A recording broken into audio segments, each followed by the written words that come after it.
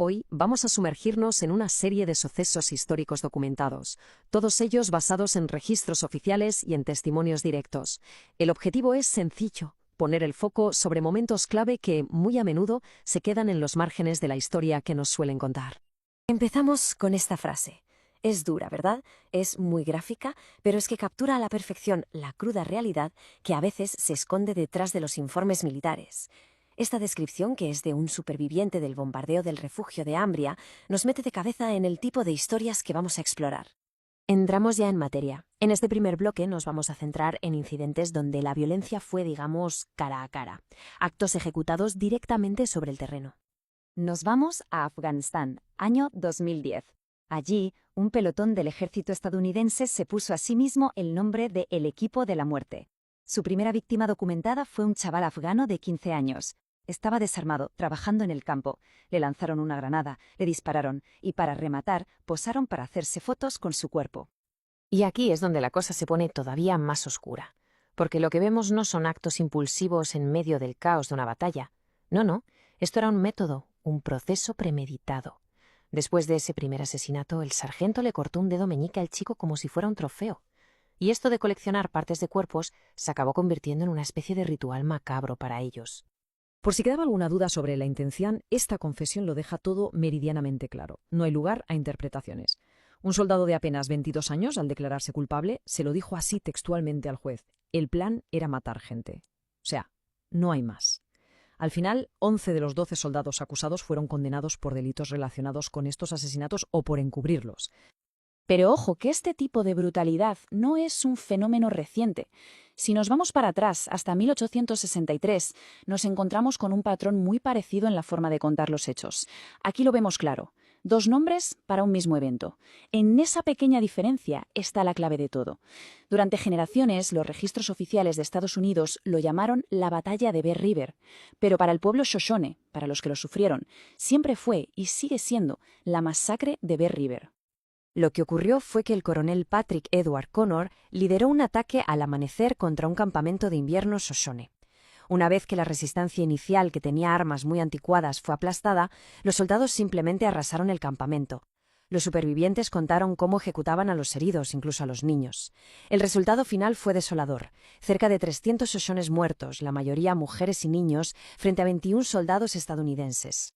Y ahora damos un salto en el mapa y en el tiempo. Nos vamos a Filipinas en 1906. Durante la rebelión Moro, entre 800 y 1000 aldeanos, muchas familias enteras buscaron refugio en lo que creían un lugar seguro: el cráter de un volcán apagado. Las fuerzas estadounidenses, que estaban al mando del general Leonard Wood, lanzaron un asalto total que se prolongó durante 4 días. Y aquí el punto crucial es la contradicción que viene desde dentro del propio ejército. El general Wood justificó la matanza diciendo que los hombres habían usado a sus familias como escudos humanos. Pero es que otro oficial, el mayor Hugh Scott, que estaba allí, declaró más tarde que esa gente solo quería vivir en paz, que no buscaban ninguna pelea. Al final, casi todas las personas que estaban en el cráter murieron. Bueno, hasta ahora hemos visto la violencia más directa, la que ocurre sobre el terreno. Ahora vamos a cambiar de perspectiva. Vamos a ver qué pasa cuando estas dinámicas se desarrollan con decisiones que se toman a kilómetros de distancia, desde el aire o desde el mar. Fijaos en esta historia, que parece de película, pero es real. Estamos en 1942, en plena Segunda Guerra Mundial. Un submarino alemán, el U-156, hunde un barco de transporte británico en Laconia. Pero al darse cuenta de que la mayoría de los supervivientes eran prisioneros de guerra italianos y civiles, el comandante alemán hace algo increíble. Inicia una operación de rescate, emitiendo su posición en abierto y pidiendo ayuda. Esta cronología es clave para entenderlo todo. El submarino alemán estaba en la superficie, con casi 200 supervivientes en la cubierta y remolcando botes salvavidas. Y además, bajo una bandera de la Cruz Roja. O sea, más claro imposible. Un bombardero estadounidense lo ve, recibe mensajes en inglés explicando la situación, pero el comandante en tierra ordena atacar. Las bombas cayeron sobre los botes, matando a muchísima gente y obligando al submarino a sumergirse. La consecuencia directa de esto fue que el alto mando alemán prohibió cualquier futuro rescate por parte de sus submarinos. Y volvemos al suceso con el que empezamos: el refugio público de Amiria, en Bagdad, en el año 91. En mitad de la noche, 2 bombarderos invisibles lanzaron bombas guiadas por láser sobre el edificio. El resultado: más de 400 civiles muertos, muchos de ellos literalmente quemados vivos al instante. La justificación oficial que se dio fue que la inteligencia creía que ese refugio se había convertido en un puesto de mando militar. Sin embargo, los periodistas y los observadores de Human Rights Watch que visitaron el lugar justo después no encontraron ni un solo rastro de uso militar y, de hecho, señalaron que el edificio estaba claramente marcado como lo que era, un refugio para civiles. Volvemos a la Segunda Guerra Mundial. El submarino estadounidense Woju hunde un buque de transporte japonés, el Buyo Maru. Hasta aquí podría ser una acción de guerra más, pero lo que pasó justo después es lo que convierte este incidente en un caso muy, muy controvertido. Los supervivientes se agruparon como pudieron en botes salvavidas y balsas. La pregunta clave aquí es ¿quién disparó primero? La versión oficial de la Marina de Estados Unidos dice que su tripulación actuó en defensa propia, porque los soldados japoneses de los botes abrieron fuego contra ellos. Sin embargo, hay relatos de historiadores que sugieren que fue al revés, que fue la tripulación del submarino la que disparó primero con ametralladoras sobre los supervivientes, y que solo después algunos de ellos respondieron con sus armas cortas.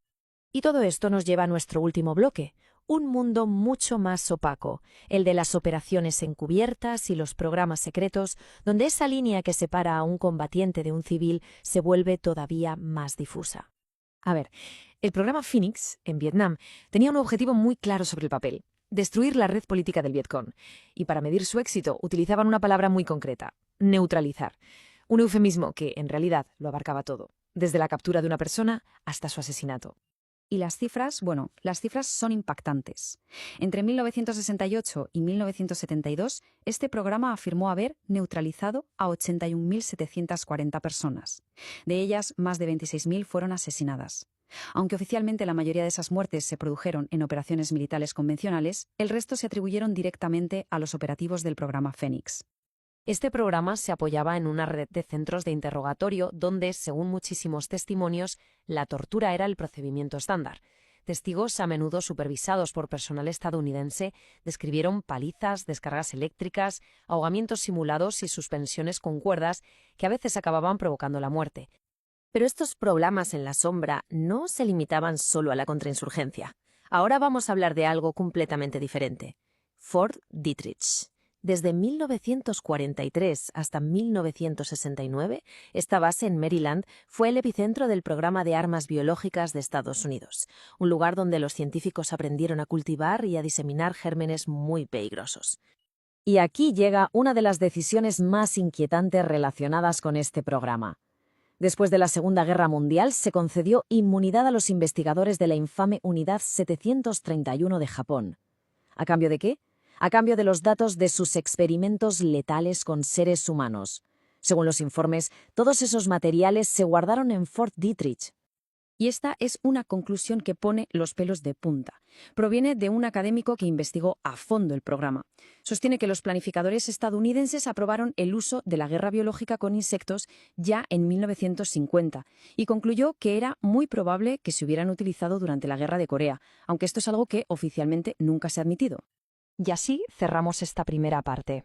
Todos estos sucesos, que están documentados pero que a menudo se dejan de lado, nos plantean una pregunta fundamental. ¿Cómo se construyen los relatos históricos? ¿Qué se decide recordar, qué se justifica y qué directamente se olvida?